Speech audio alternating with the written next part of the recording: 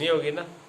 अरे इसको अपना समझ लिया तो दीवार तो होगी ना तकलीफ। इसी प्रकार आप कहोगे कि मेरा शरीर में मन तकलीफ हुआ है, मेरा लग गया जैसे मेरे चोट लगती है, दूसरा के चोट लगे तो मेरे तकलीफ नहीं होती, मेरे लगती है तो मेरे तकलीफ होती है। क्यों? इसको हमने मान लिया, मेरा ही नहीं माना, इसको मैं मान लिया, इतना गहरा। जबकि आपने शरीर सब टूट, मरते हुए लोगों को देखा है, शरीर छूट जाता है, यहीं पड़ा रहता है। और आप भी शरीर का ज्ञान करने वाला और जिसका ज्ञान हो रहा है वो दो होते हैं। इस चीज का हम ज्ञान कर रहे हैं, पंखे का ज्ञान कर रहे हैं, तो पंखा मैं तो नहीं हो सकते। हम अपनी पूरी बॉडी का ज्ञान कर रहे हैं। मेरे शरीर में जो तकलीफ उसका ज्ञान होता है। आंख मेरी सही काम कर रही है कि नहीं कर रही उसका भी ज्ञान होता है। मन मेरा सही काम कर रहा है कि नहीं कर रहा उसका भी ज्ञान है। बुद्धि भी मेरा सही काम कर रही है कि नहीं कर रही उसका भी ज्ञान होता है। तो मैं ज्ञान करने वाला अलग हूं और ये अलग है। ये शास्त्र इसको बताएगा। ठीक है ना? ये क्लियर होगी ना? अब इसमें आगे दिक्कत नहीं होगी। आगे ये बात स्पष्ट रहेगी कि मैं अलग हूं, ये अलग है। ये जो बात कर रहा है ब्रह्म की, ईश्वर की, इसलिए ईश्वर की बात नहीं करता। ईश्वर की इसलिए नहीं करता, ईश्वर खुद ही माया के बंधन में, माया की उपाधि है, वहां फिर भी माया है। जैसे देव आ जाते हैं, देवी देवता, हाँ, ये ईश्वर शक्ति में आ गए। और क्या, ये ईश्वर शक्ति में आ गए। ज्ञान उनको रहता ही है भी। हाँ, नहीं, सबको नहीं रहता। बहुत से ऐसे कोटि के हैं जिनको ज्ञान नहीं है, जो पुण्यों के बल से देवगति को प्राप्त हुए हैं, लेकिन आत्मज्ञान उनको नहीं है। कुछ ऐसे देव है जो ईश्वर कोटि में आ जाते हैं, जैसे हनुमान जी है। अब हनुमान जी को बहुत से लोग क्या मानते हैं? देवता मानते हैं, बहुत लोग ईश्वर मानते हैं, कुछ अलग अलग दृष्टि से देखते हैं। एक बार पूछा गया से भी हनुमान जी जो है हर वक्त राम जी के आगे हाथ जोड़ कैसे बैठे रहते हैं, और ज्ञानी नाम गर्गण्यम, शास्त्रों में लिखा है कि हनुमान जी जैसा ज्ञानी कोई नहीं है, आचार्यों के आचार्य यही है। अगर हनुमान जी ज्ञानी है तो फिर राम जी का आगे हाथ जोड़ के क्यों बैठे हैं? अभी ज्ञानी को तो होता है मैं परमात्मा हूं बस, फिर हाथ किसे आगे जोड़ना है? फिर हाथ जोड़ने का तो सवाल ही नहीं। जब मैं ही परमात्मा हूं तो फिर झुकना किसको, प्रणाम किसको है? सब कुछ मैं ही हूं। तो राम जी से ये बात प्रश्न किया गया सभा के अंदर, भगवान राम से सभा के अंदर प्रश्न किया गया। तो भगवान राम ने कहा कि इसका उत्तर स्वयं हनुमान जी देंगे, इसका उत्तर हनुमान जी से पूछो। हनुमान जी से पूछा, हनुमान जी ने कहा जी सुनो, अगर आप शरीर की दृष्टि से देखते हो, शरीर की दृष्टि से देखते हो तो मैं सेवक हूं राम में, ये मेरे स्वामी जी स्वामी है, इसलिए ये हाथ जोड़ के उनके सामने रहते हैं, मैं सेवक हूं, स्वामी है। ठीक है। अगर आप जीव की दृष्टि से देखते हो तो मैं जीव हूं और ये ईश्वर है। राम जी ईश्वर है, मैं जीव हूं। अगर इस दृष्टि से देखते हो, अगर आप ज्ञान की बात करो तो मैं ही सब कुछ हूं। मेरे और राम में एक किंचित बात तो भी फर्क नहीं है। जो राम जी है वही मैं हूं, वही मैं हूं। पूरी सेवा करना भगवान राम उसका आगे सब लोगों ने सोचा बाकी ठीक है। ज्ञान के अंदर हम बराबर हैं, व्यवहार में नहीं है। अब यहाँ सुन ली, बहुत से लोग सुन लिया कि मैं ईश्वर हूं, सामने माता पिता है, मैं जब ईश्वर हूं तो माँ बाप को प्रणाम के करना है। सामने गुरु जी बैठे जिन्होंने ज्ञान कराया था, जब मैं ही ईश्वर हूं, गुरु मेरा फर्क ही, फिर गुरु ने प्रणाम के बात हुआ है, फिर गुरु को प्रणाम किस बात का है? यही तो लोग कर रहे हैं। और क्या कर रहे हैं? निरंकार वाले क्या करते हैं? पति पत्नी के पैर छू रहे हैं, पति पत्नी का छूता है, पत्नी पत्नी का छूता है, बेटा बाप का छूता है, बाप बेटे का छूता है। क्या जी सारे एक रब, सारे रब भी है, सब बराबर ही है, छोटा बड़ा कोई नहीं समानता। अरे मूर्खों, व्यवहार में समानता थोड़ी होगी, समानता ज्ञान में है, ज्ञान में समानता है, व्यवहार में नहीं है।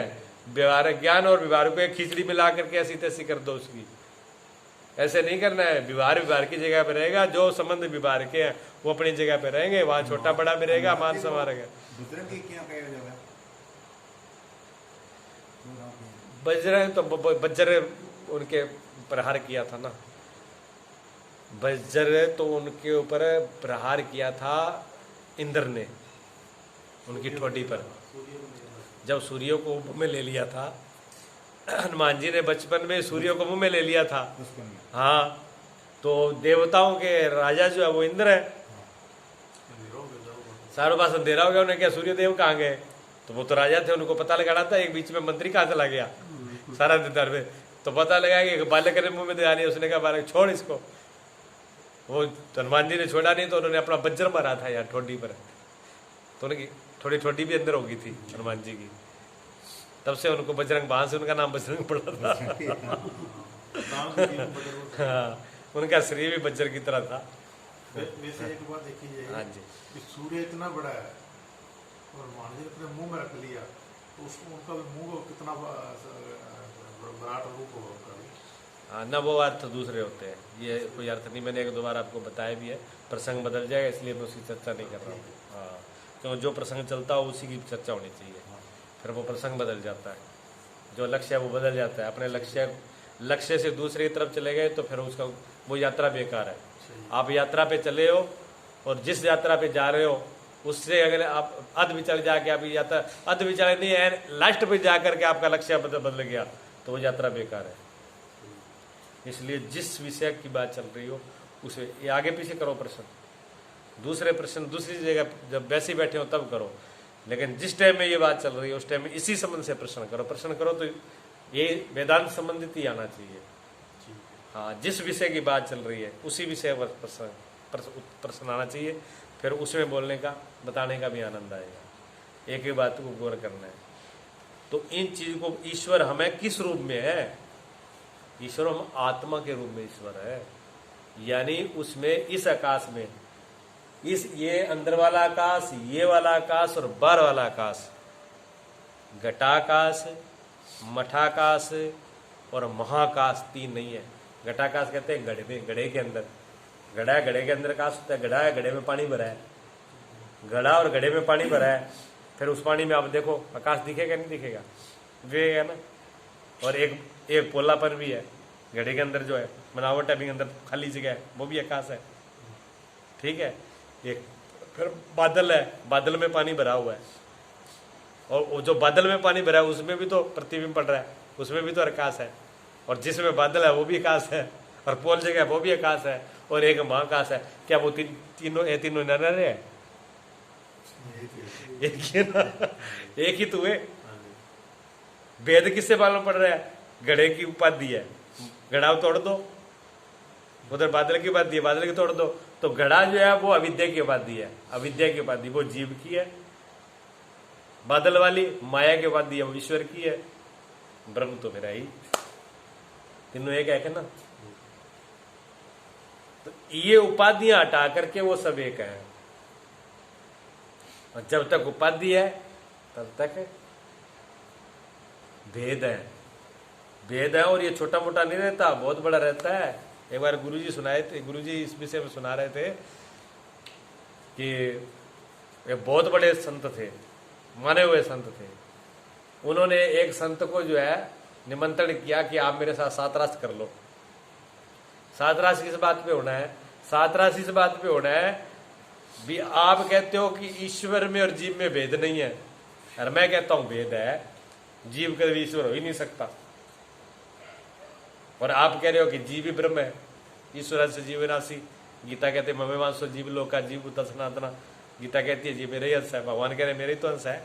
प्रमाण श्रुति अनेक, ऐसे अनेक श्रुतियों शास्त्रों में लिखा है कि जीव मेरे, मैं मेरे जीव में कोई फर्क नहीं है। हकीकत बात है, एक लाइट, ये लाइट है, एक बाहर वाली लाइट है, एक ट्रांसमीटर की लाइट है, एक गामा जगह लाइट, लेटर नर थोड़ी है। ये बल्ब नर हो सकते हैं, बिजली तो एक ही है ना। बल्ब कितने ही हो, बिजली तो एक ही है। हाँ, रंग बिरंगे बल्ब रंग बिरंगे हो सकते हैं। हो सकता है कोई प्लास्टिक का हो, कोई कांच का हो, कोई लंबा हो, कोई चौड़ा हो, कोई नीला हो, कोई पीला हो। कैसे कितने डिजाइन है बल्बों के अंदर? बल्बों में बहुत डिजाइन है, लेकिन क्या बिजली के भी डिजाइन है? कोई डिजाइन नहीं है। उसके बाद देखिए, कूलर में काम अलग तरीके से करती है, फ्रिज में अलग तरीके से करती है, चक्की में अलग तरीके से करती है, मोटर में अलग तरीके से करती है। एक जगह गर्म हो रही है, एक जगह ठंडी हो रही है। अब आप जो फ्रिज में देखेगा वो कहे जी बिजली बहुत ठंडी है, अरे हीटर में आ रही, जो हीटर में जाएगा वो कहे तो पागल है, बिजली बहुत गर्म है। एक कहेगा तुझे पता ही नहीं, ना बिजली गर्म ना ठंडी, सिर्फ हवा देती है। वो कहते तुम मूर्ख है, हवा देती नहीं है, सिर्फ प्रकाश ही देती है, एक एक लोटी। यही तो हो रहा है दुनिया में। एक कहता है जी तो परमात्मा निराकार है, एक कहता नहीं तुझे कुछ पता नहीं है परमात्मा साकार है एक कहता है परमात्मा ऐसा है, एक कहता है वैसा है, एक कहता है मैं जेब में डाले फिरूं कोई तो परमात्मा को जेब में डाले फिर रहा है, देखा है ना, तुरंत ही जाओ। एक कहता जी 1 मिनट में बस आए, गला कटा और पहुंच गए, पता किसी को नहीं है परमात्मा ऐसा नहीं है, असली पावर को समझा ही नहीं है। वो ऊपर बार बार देख गए, किसी ने शून्यता में देख ली, आहा बड़ा आनंद है, किसी ने थोड़ी सी झलक मिल गई शांति की, बहुत यूं जो किया ही कोई थोड़ी देर बैठा ध्यान में, थोड़ा सा प्रकाश है, अब नूर महल वाले हैं वो ज्योति के दर्शन करा देते हैं, बस ज्योति ये प्रकाश ही तो परमात्मा है। जब ये प्रकाश ही परमात्मा, तो जो इसको देख रहा है वो कौन है? वो तेरा बाप है। प्रकाश देखा किसने? प्रकाश का ज्ञान किसने किया? अरे जो सबका ज्ञान कर रहा है वो तो उससे बड़ा है। शून्य को किसने देखा? तो बहुत से लोग ज्योति का करके वो ज्योति को परमात्मा मान रखा है। थोड़ा सा प्रकाश हो गया, तीसरे नेत्र में ध्यान किया। मैंने यहाँ बच्चों को कराया था जो 5 वर्ष से लेकर के 8 वर्ष के बीच में बच्चे हैं, 4-5 वर्ष से लेकर के 8-9 वर्ष के बच्चे होते हैं ना, लगभग उनमें से 50 बच्चों को अगर ध्यान कराएं पहले दिन आज ही, तो 50 में से 30-35 बच्चों को ज्योति का दर्शन हो जाएगा। अभी करवा दूंगा प्रैक्टिकल, मैंने कराया है। थोड़ा सा एकाग्रता होती ज्योति के दर्शन हो जाएंगे। तो क्या उन्होंने परमात्मा जान लिया, पहुंच गए, वो सब कुछ हो गया। एक पूरा पंथ चल रहा है इसमें, बड़ी उलझन है ठीक है। ये शास्त्र का अधिकारी कब बताया है? इस शास्त्र पढ़ने का अधिकारी बताया है भी जिसने योग कर लिया हो, यम नियम आसन प्रत्याहार ध्यान ध्यान समाधि, जिसने समाधि तक लगा ली हो वो इसके लिए सुनने के लिए तैयार होता है। पूरा योग तय सिद्ध करने के बाद में योग का आखिरी स्टेज है समाधि।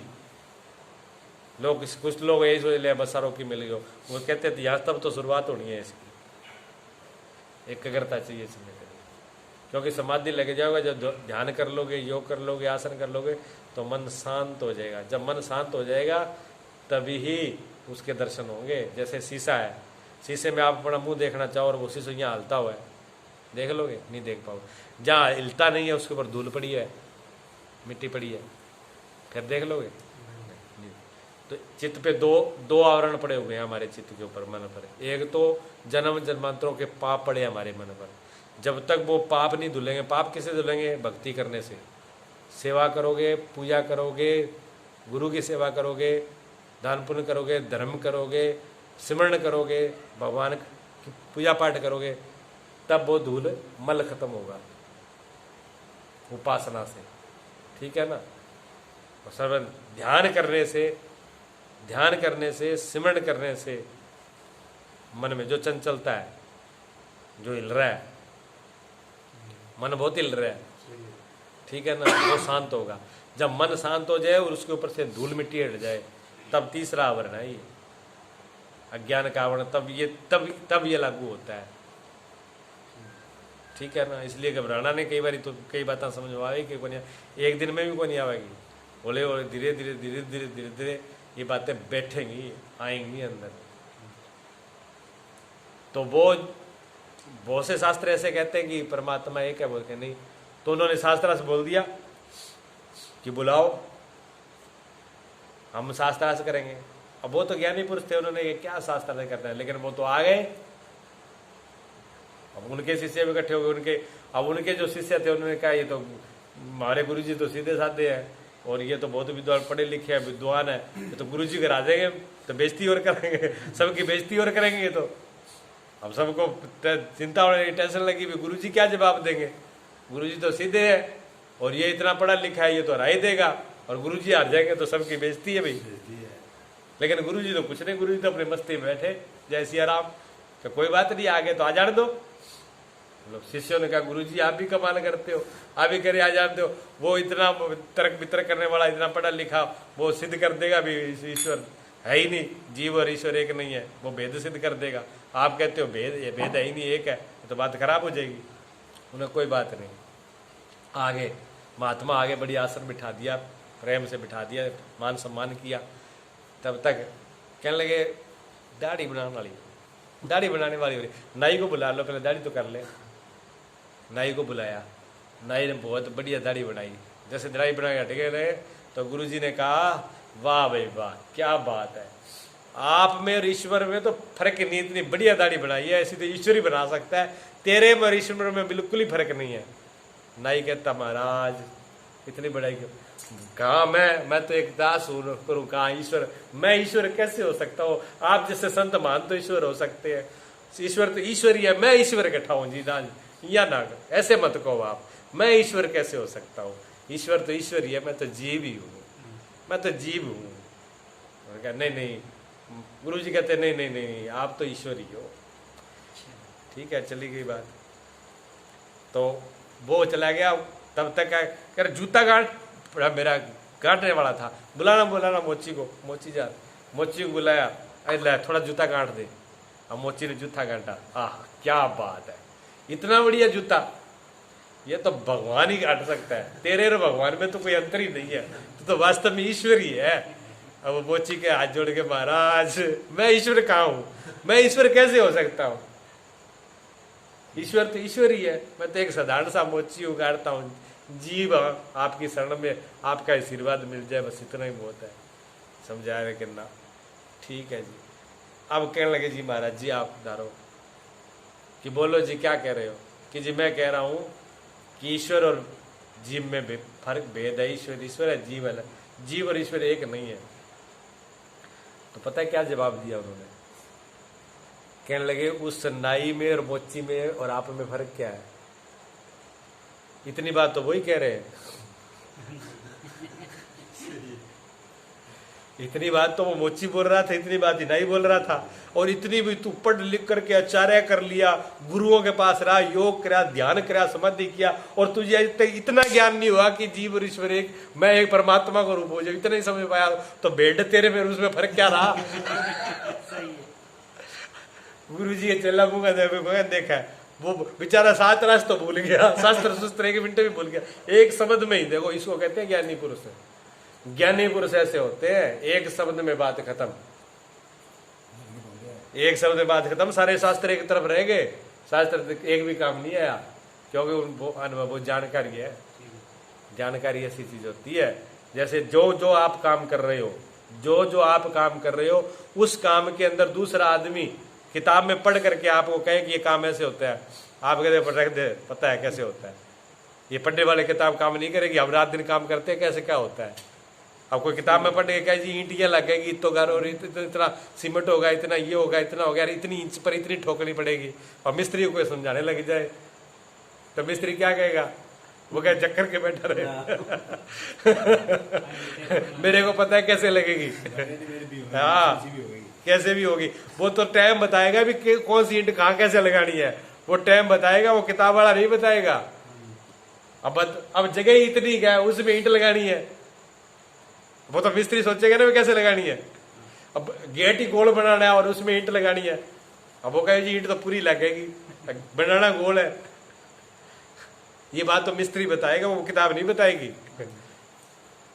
पता है ना फर्क है, ये चीजों का फर्क, इसको कहते हैं अनुभव का ज्ञान। ठीक है, कितना टाइम हुआ है? बंद करो इसको।